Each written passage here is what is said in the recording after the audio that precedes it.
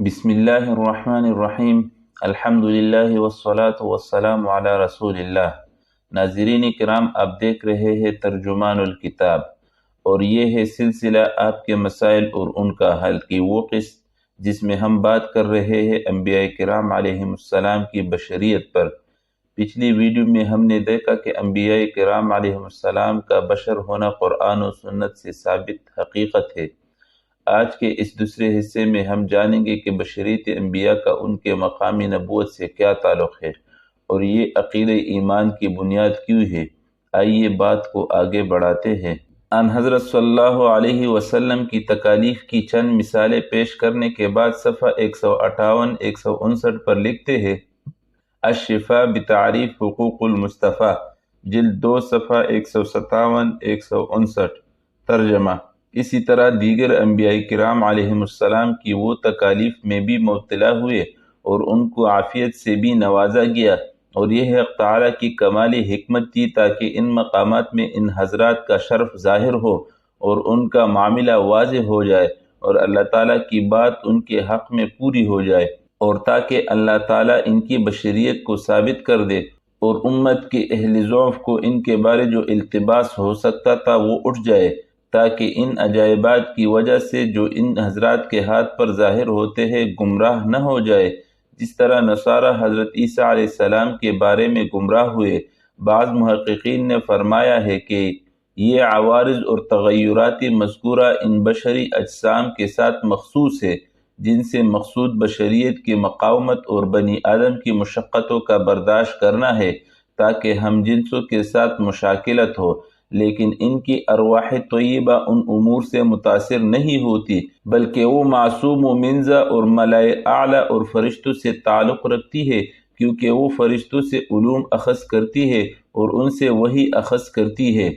الغرض آپ صلی اللہ علیہ وسلم کے نور ہونے کے یہ معنی ہرگز نہیں کہ آپ صلی اللہ علیہ وسلم بنی نوع انسان میں داخل نہیں۔ آپ نے جو حوالے نقل کیے ہیں ان میں آن حضرت صلی اللہ علیہ وسلم کے لیے نور کی صفت کا اثبات کیا گیا ہے، مگر اس سے چونکہ آن حضرت صلی اللہ علیہ وسلم کی بشریت کا انکار لازم نہیں آتا، اس لیے وہ میرے مدعا کے خلاف نہیں،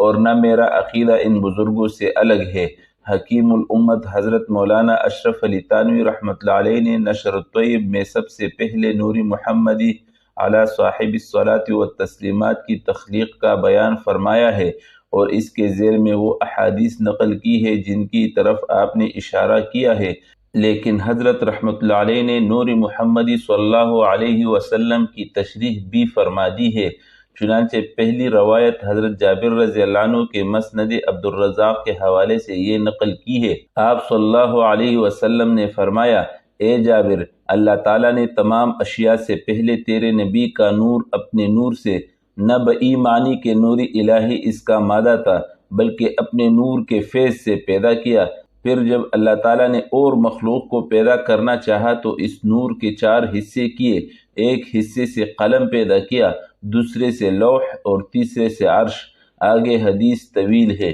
اس کے فائدے میں لکھتے ہیں: اس حدیث سے نور محمدی صلی اللہ علیہ وسلم کا اول الخلق ہونا باولیت حقیقیہ ثابت ہوا، کیونکہ جن جن اشیاء کی نسبت روایات میں اولیت کا حکم آیا ہے، ان اشیاء کا نور محمدی صلی اللہ علیہ وسلم سے متاخر ہونا اس حدیث میں منصوص ہے۔ اور اس کے حاشیہ میں تحریر فرماتے ہیں: ظاہراً نور محمد صلی اللہ علیہ وسلم روح محمدی صلی اللہ علیہ وسلم سے عبارت ہے، اور حقیقت روح کی اکثر محققین کے قول پر مادہ سے مجرد ہے، اور مجرد کا مادیات کے لیے مادہ ہونا ممکن نہیں۔ پس ظاہراً اس نور کی فیض سے کوئی مادہ بنایا گیا، اور اس مادہ سے 4 حصے کیے گئے، الاخیر، اور اس مادہ سے پھر کسی مجرد کا بننا اس طرح ممکن ہوا کہ وہ مادہ اس کا جزو نہ ہو، بلکہ کسی طریق سے محض اس کا سبب خارج عن الذات ہو۔ دوسری روایت جس میں فرمایا گیا ہے کہ بے شک میں حق تعالیٰ کے نزدیک خاتم النبیین ہو چکا تھا، اور آدم علیہ السلام ہنوز اپنی خمیر ہی میں پڑے تھے، اس کے حاشیے میں لکھتے ہیں: اور اس وقت ظاہر ہے آپ صلی اللہ علیہ وسلم کا بدن تو بنا ہی نہ تھا، تو پھر نبوت کی صفت آپ صلی اللہ علیہ وسلم کی روح کو عطا ہوئی تھی، اور نور محمدی صلی اللہ علیہ وسلم اسی روح محمدی صلی اللہ علیہ وسلم کا نام ہے جیسا اوپر مذکور ہوا۔ اس سے واضح ہے کہ حضرت تھانوی رحمۃ اللہ علیہ کے نزدیک نور محمدی صلی اللہ علیہ وسلم سے مراد آن حضرت صلی اللہ علیہ وسلم کی پاک اور مقدس روح ہے، اور اس فصل میں جتنے احکام ثابت کیے گئے ہیں وہ آپ صلی اللہ علیہ وسلم کی روح مقدسہ کے ہے، اور ظاہر ہے کہ آپ صلی اللہ علیہ وسلم کی پاک روح کی اول الخلق ہونے سے آپ صلی اللہ علیہ وسلم کی بشریت کا انکار لازم نہیں آتا۔ اور حضرت تھانوی رحمۃ اللہ علیہ کی تشریح سے یہ بھی معلوم ہوا کہ ان حضرت صلی اللہ علیہ وسلم کے نور کے خدا تعالیٰ کے نور سے پیدا کیے جانے کا یہ مطلب نہیں کہ نور محمدی صلی اللہ علیہ وسلم نعوذ باللہ نور خداوندی کا کوئی حصہ ہے، بلکہ یہ مطلب ہے کہ نور خداوندی کا فیضان ان حضرت صلی اللہ علیہ وسلم کی روح مقدسہ کی تخلیق کا باعث ہوا۔ آپ نے قطب العالم مولانا رشید احمد گنگوہی رحمۃ اللہ علیہ کی امداد السلوک کا حوالہ دیا ہے۔ احادیث متواترہ سے ثابت ہے کہ ان حضرت صلی اللہ علیہ وسلم سایہ نہیں رکھتے تھے، اور ظاہر ہے کہ نور کے سوا تمام اجسام سایہ رکھتے ہیں۔ امداد السلوک کا فارسی نسخہ تو میرے سامنے نہیں، البتہ اس کا اردو ترجمہ جو حضرت مولانا عاشق الہی میرٹی نے ارشاد الملوک کے نام سے کیا ہے، اس کی متعلقہ عبارت یہ ہے: ان حضرت صلی اللہ علیہ وسلم بھی تو اولاد آدم ہی میں ہے، مگر ان حضرت صلی اللہ علیہ وسلم نے اپنی ذات کو اتنا مطہر بنا لیا تھا کہ نوری خالص بن گئے، اور حق تعالیٰ نے آپ صلی اللہ علیہ وسلم کو نور فرمایا۔ اور شہرت سے ثابت ہے کہ ان حضرت صلی اللہ علیہ وسلم کا سایہ نہ تھا، اور ظاہر ہے کہ نور کے علاوہ ہر جسم کے سایہ ضرور ہوتا ہے۔ اسی طرح آپ صلی اللہ علیہ وسلم نے اپنے متبعین کو اس قدر تزکیہ اور تصفیہ بخشا کہ وہ بھی نور بن گئے، چنانچہ ان کی کرامات وغیرہ کی حکایتوں سے کتابیں پر اور اتنی مشہور ہے کہ نقل کی حاجت نہیں۔ نیز حق تعالیٰ نے فرمایا ہے کہ جو لوگ ہمارے حبیب صلی اللہ علیہ وسلم پر ایمان لائے ان کا نور ان کے آگے آگے دوڑتا ہوگا، اور دوسری جگہ فرمایا ہے کہ یاد کرو اس دن کو جبکہ مومنین کا نور ان کے آگے اور داہنی طرف دوڑتا ہوگا، اور منافقین کہیں گے کہ ذرا ٹھہر جاؤ تاکہ ہم بھی تمہارے نور سے کچھ اخذ کرے۔ ان دونوں آیتوں سے صاف ظاہر ہے کہ حضرت صلی اللہ علیہ وسلم کی متابعت سے ایمان اور نور دونوں حاصل ہوتے ہیں۔ ارشاد الملوک مطبوعہ سہارنپور، صفحہ 114-115۔ اس اقتباس سے چند امور بالکل واضح ہے۔ اول، ان حضرت صلی اللہ علیہ وسلم کا اولاد آدم علیہ السلام میں سے ہونا تسلیم کیا گیا ہے، اور آدم علیہ السلام کا بشر ہونا قرآن کریم میں منصوص ہے۔ دوم، ان حضرت صلی اللہ علیہ وسلم کے لیے جس نورانیت کا اثبات کیا گیا ہے وہ ہے جو تزکیہ و تصفیہ سے حاصل ہوتی ہے، اور جس میں ان حضرت صلی اللہ علیہ وسلم کا مرتبہ اس قدر اکمل و اعلیٰ تھا کہ آپ صلی اللہ علیہ وسلم نوری خالص بن گئے تھے۔ سوئم، جس میں اطہر کا سایہ نہ ہونے کو متواتر نہیں کہا گیا بلکہ شہرت سے ثابت کہا گیا ہے۔ بہت سی روایات ایسی ہے کہ زبان زد عام و خاص ہوتی ہے، مگر ان کو تواتر یا اصطلاح شہرت کا مرتبہ تو کیا حاصل ہوتا ہے، خبر آحاد کے درجے میں ان کو حدیث صحیح یا قابل قبول ضعیف کا درجہ بھی حاصل نہیں ہوتا، بلکہ وہ خالصتاً بے اصل اور موضوع ہوتی ہے۔ سایہ نہ ہونے کی روایت بھی حد درجہ کمزور ہے، یہ روایت مرسل بھی ہے اور ضعیف بھی، اس درجے کی کہ اس کے بعض راویوں پر وضع احادیث کی تہمت ہے، یعنی اس کی تفصیل حضرت مفتی محمد شفیع صاحب رحمۃ اللہ علیہ کے مضمون میں ہے، جو آخر میں بطور تکملہ نقل کر رہا ہوں۔ چہارم، احادیث کی تصحیح و تنقیح حضرات محدثین رحمۃ اللہ علیہ کا وظیفہ ہے۔ حضرات صوفیاء کرام رحمۃ اللہ علیہ کا اکثر و بیشتر معمول یہ ہے کہ وہ بعض ایسی روایات جو عام طور سے مشہور ہو ان کی تنقیح کے در پہ نہیں ہوتے بلکہ برتقدیر صحت اس کی توجیح کر دیتے ہیں۔ یہ بھی شیخ قطب الدین مکی قدس سرہ نے، جن کی رسالہ مکیہ کا ترجمہ حضرت گنگوہی رحمۃ اللہ علیہ نے کیا ہے، اس مشہور روایت کی یہ توجیح فرمائی ہے کہ ان حضرت صلی اللہ علیہ وسلم کی ذات عالی پر نورانیت اور تصفیہ کا اس قدر غلبہ تھا کہ بطور معجزہ آپ صلی اللہ علیہ وسلم کا سایہ نہیں تھا، بہرحال اگر سایہ نہ ہونے کی روایت کو تسلیم کر لیا جائے تو یہ بطور معجزہ ہی ہو سکتا ہے۔ گویا غلبہ نورانیت کی بنا پر آپ صلی اللہ علیہ وسلم کے جسم اطہر پر روح کے احکام جاری ہو گئے تھے، اور جس طرح روح کا سایہ نہیں ہوتا اسی طرح آپ صلی اللہ علیہ وسلم کے جسم اطہر کا بھی سایہ نہیں تھا، لیکن اس سے آپ صلی اللہ علیہ وسلم کی بشریت کی نفی لازم نہیں آتی۔ ایک تو اس لیے کہ شیخ خود آپ صلی اللہ علیہ وسلم کی بشریت کی تصریح فرما رہے ہیں، دوسرے نور کی یہ صفت آن حضرت صلی اللہ علیہ وسلم کے تمام متبعین اہل ایمان کے لیے ثابت فرما رہے ہیں۔ ظاہر ہے کہ اس نور کی بشریت سے منافات ہو تو آپ صلی اللہ علیہ وسلم کے تمام متبعین کی بشریت کا انکار لازم آئے گا۔ تیسرے، ام المؤمنین حضرت عائشہ صدیقہ رضی اللہ عنہا جو آن حضرت صلی اللہ علیہ وسلم کے حالات کو سب سے زیادہ جانتی ہے، وہ فرماتی ہے،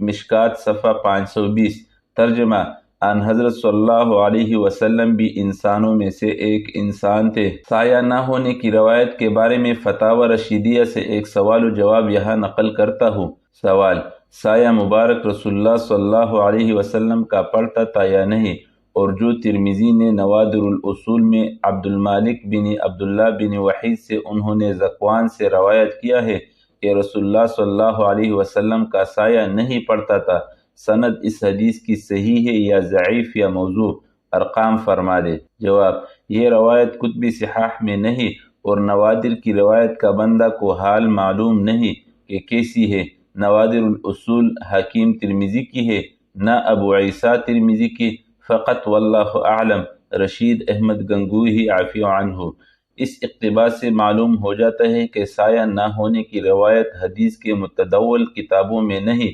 امام ربانی مجدد الفسانی قدس سرہ کے حوالے سے آپ نے 3 باتیں نقل کی ہیں۔ نمبر 1، حضور صلی اللہ علیہ وسلم ایک نور ہے، لیکن حضور صلی اللہ علیہ وسلم نے فرمایا،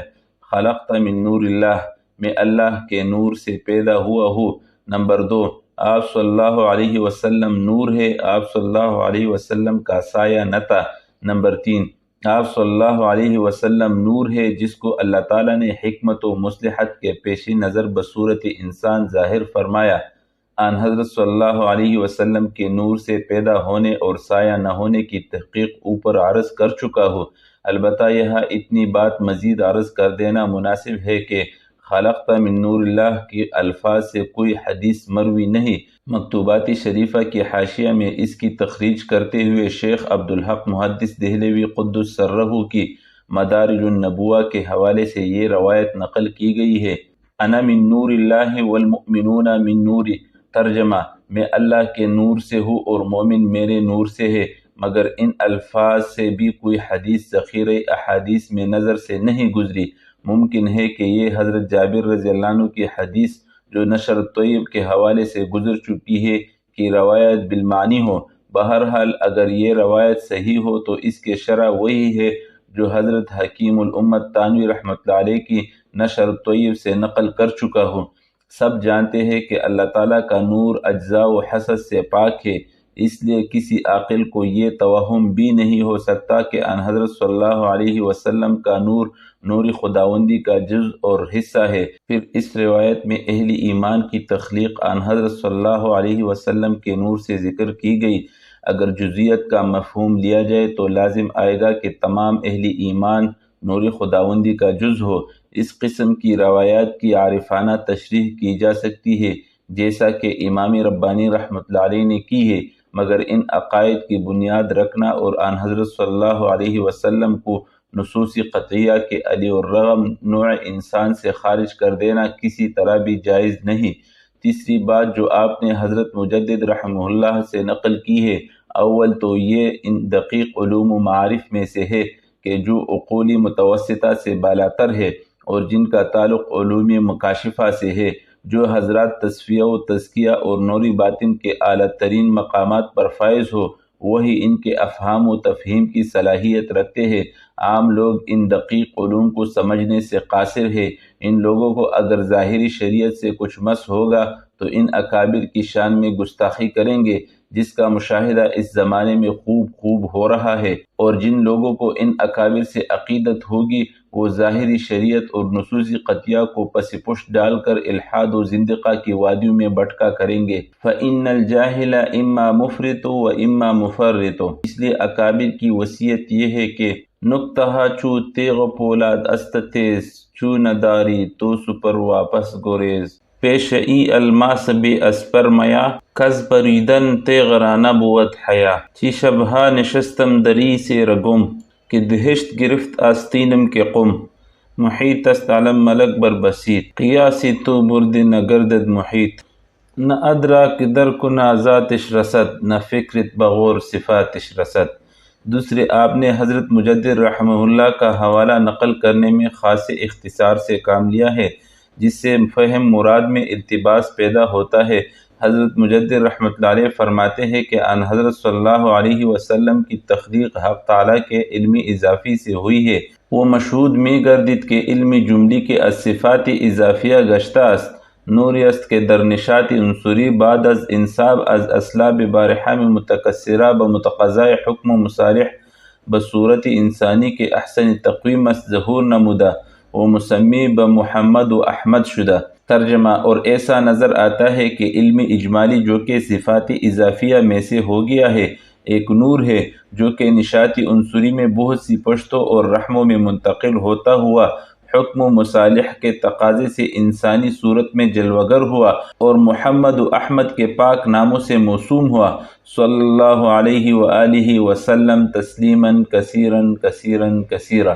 حضرت امام ربانی رحمۃ اللہ علیہ کے اقتباس سے مندرجہ ذیل امور واضح ہوئے۔ نمبر 1، ان حضرت صلی اللہ علیہ وسلم کی تخلیق حق تعالیٰ کے علمی اجمال سے صفت اضافیہ کے مرتبہ میں ہوئی۔ نمبر 2، یہ صفت اضافیہ ایک نور تھا جس کو انسانی قالب عطا کیا گیا۔ نمبر 3، چونکہ انسانی صورت سب سے خوبصورت سانچہ ہے، اس لیے حکمت خداوندی کا تقاضا ہوا کہ آپ صلی اللہ علیہ وسلم کو انسان اور بشر کی حیثیت سے پیدا کیا جائے۔ اگر بشری ڈھانچے سے بہتر کوئی اور قالب ہوتا تو ان حضرت صلی اللہ علیہ وسلم کو کبھی انسانی شکل میں پیدا نہ کیا جاتا۔ اس سے واضح ہے کہ حضرت امام ربانی ان حضرت صلی اللہ علیہ وسلم کی بشریت کے منکر نہیں، اور نہ وہ نور بشریت کے منافی ہے جس کا وہ اس بات فرما رہے ہیں۔ آپ نے رسالہ التوسل اور تفسیر کبیر کے حوالے سے لکھا ہے کہ آیت کریمہ قد جاءکم من اللہ نور و کتاب مبین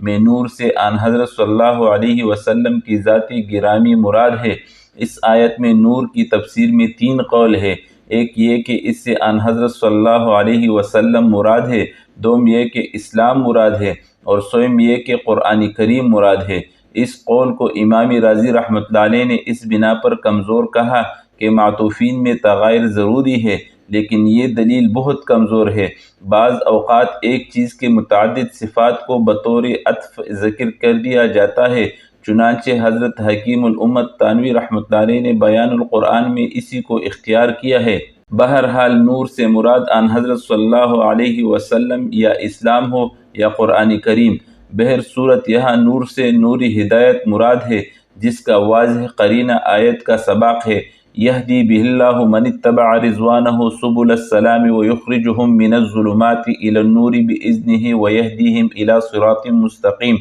سورہ المائدہ آیت 16۔